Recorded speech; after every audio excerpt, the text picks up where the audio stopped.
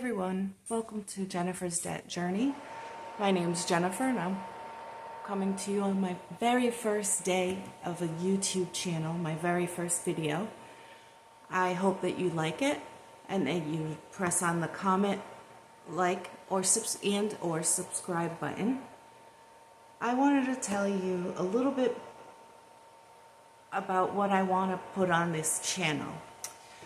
I love all things budgeting. It seems to be a new passion of mine. I found a way that works best for me. Obviously, any way that works for you and best for your family is how you should do it.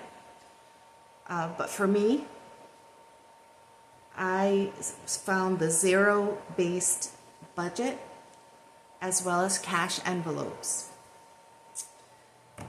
Sorry, guys. I believe that everyone should know how to budget, whether you're 13 years old or you're 90 years old. There's no time better than the present to learn. And I also believe that this is such a big part of life that if you're stuck, you should find a different way and a different method to do it. Well, zero-based budget. It is a budgeting method that requires all expenses to be justified and approved in each new budget period. So if you get paid once a month, you would do it for the monthly.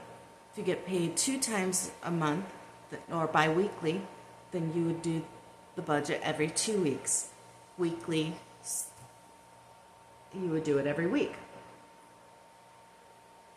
It starts from a zero-based. So you take your incomes, if there are more than one, and you add those up. When you have that total, I normally put it off to the side. Then you subtract you add up your bills that are called fixed expenses: mortgage, rent, car, electricity, gas, anything that doesn't change, the bill doesn't change. And then you subtract that from your income. So you're left with a new amount. From that there, you would subtract, or you would add up all of your variable expenses. Those are your bills that does change from month to month, or you may not have it this month, or you pay it every so often. Those, after adding those up, you would subtract it from the whatever's left over from the fixed expenses. And I'll show you what I mean.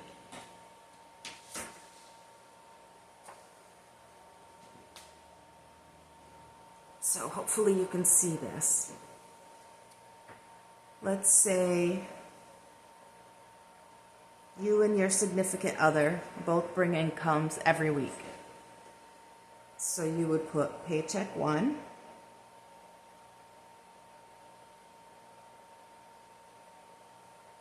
paycheck number 2,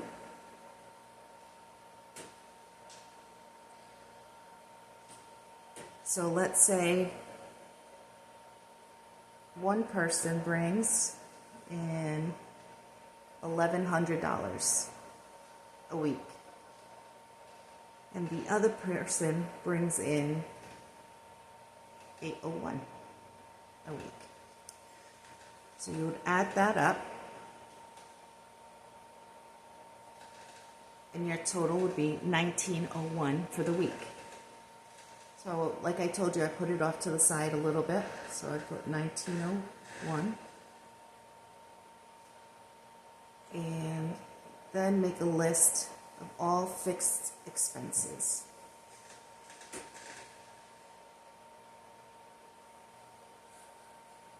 Rent or mortgage, your car insurance, electricity, gas, and my cell phone bills that's paid once a month. At the beginning of the month, so I would put it in the first paycheck of the month. So let's say that's 800, 100 a week. Car insurance is, let's say, 59, 57.50. Gas would be 37.50. I know all these totals might be totally abnormal for what your state costs.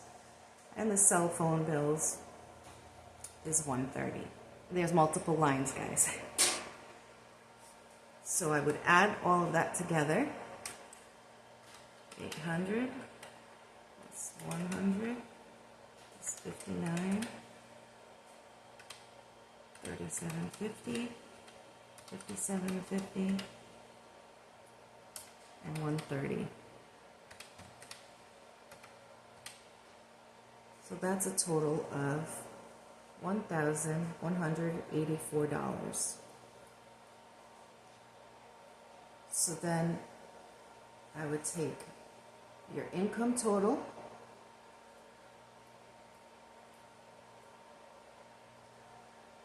$1,901 minus 1,184.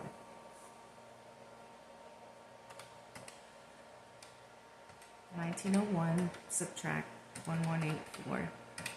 You're left with $717. Okay, now on to variable expenses.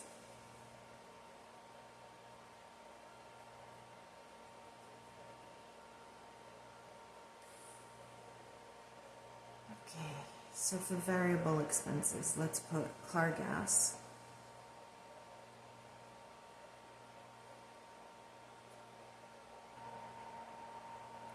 So for my tags, my license plates,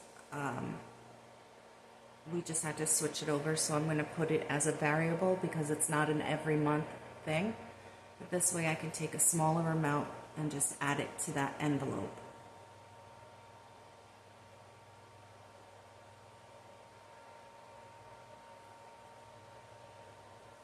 Now, I also put groceries. This could also be part of your pull out money, any extra money that you have. For me, my husband and I have to put it in our variable expenses so that we're sure to get that. So let's say that's $60. Let's do something else. Let's leave it at that, just to make it simple. That equals 170. So from here, let's subtract 170 from the 717.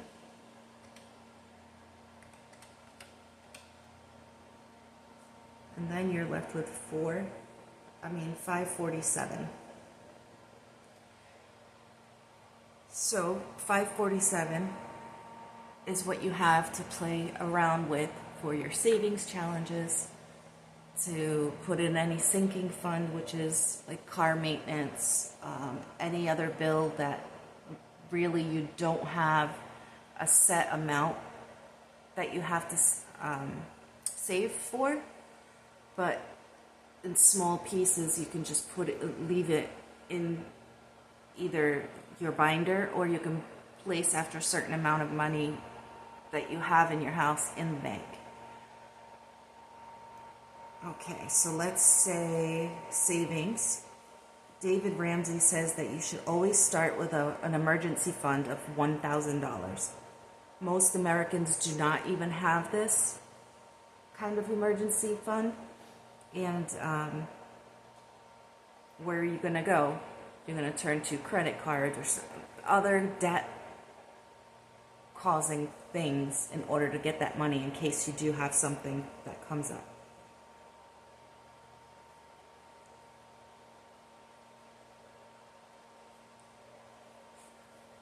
So emergency.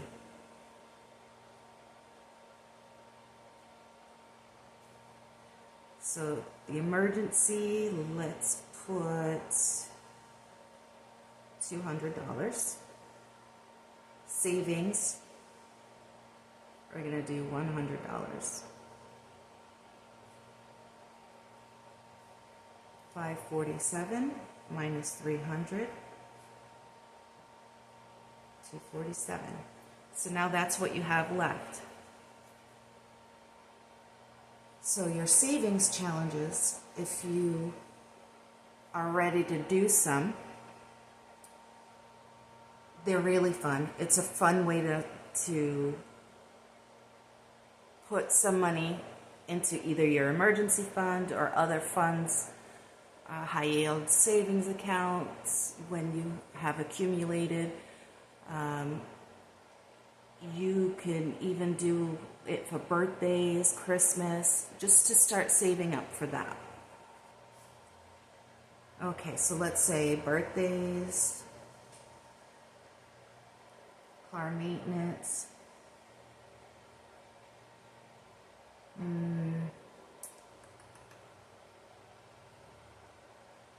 Why can't I think of anything else? Let's do Christmas. And let's just leave it at that because I can't seem to think of other ones. Birthdays, how much do we want to put it? $20 a week. Car maintenance is $125. And Christmas is $50. Let's see what that brings us. Of course, it brings us nothing because I didn't do it right.